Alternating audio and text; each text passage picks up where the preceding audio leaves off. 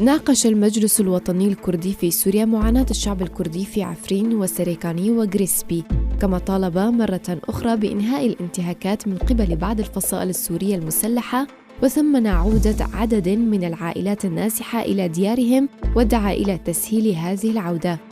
نشر المجلس الوطني الكردي بلاغاً حول اجتماعه الاعتيادي في مدينة قامشلو بكردستان سوريا، حيث ناقش العديد من المواضيع المتعلقة بسوريا عامة وكردستان سوريا، منها المفاوضات الكردية وموقف المجلس من انتهاكات بيادي المستمرة.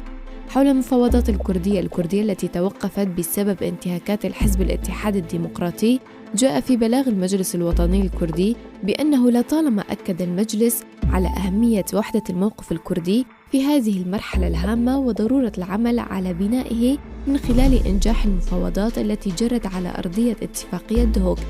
وطالب بيادي بالكف عن الممارسات والانتهاكات وإطلاق سراح المعتقلين لديها، ودعا الراعي الأمريكي وقيادة قسد بإلزامه بوثيقة الضمانات التي توفر المناخ لعودة المفاوضات.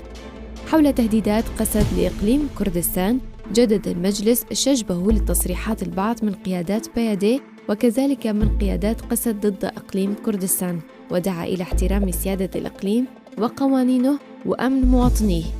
بخصوص عودة النازحين من مخيمات الشهباء إلى عفرين، أكد المجلس على ضرورة توفير البيئة الآمنة لعودة النازحين منها وتسليم إدارتها إلى أهلها الأصليين. وطالب الائتلاف الوطني بتفعيل وتنفيذ الاتفاق الذي وقعه مع المجلس بخصوص وقف الانتهاكات وإعادة المهجرين. أما عن الحصار الخانق الذي فرضه النظام السوري على أهالي مدينة درعا، قال المجلس الوطني الكردي: بسبب تراجع المسألة السورية من ضمن أولويات الاهتمام الدولي، يتمادى النظام في تجاهل الحقيقة السورية ومأساتها، ويتجلى ذلك في حصار درعا وأبنائها.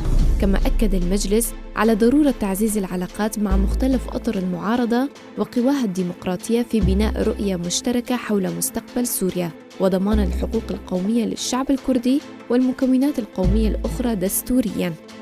منذ بداية الثورة السورية حتى الآن، يستمر المجلس الوطني الكردي في عقد اجتماعات مع الأطراف الفاعلة لإيجاد حل سياسي ولإنهاء أزمة سوريا وضمان الحقوق القومية للشعب الكردي والمكونات الأخرى دستورياً.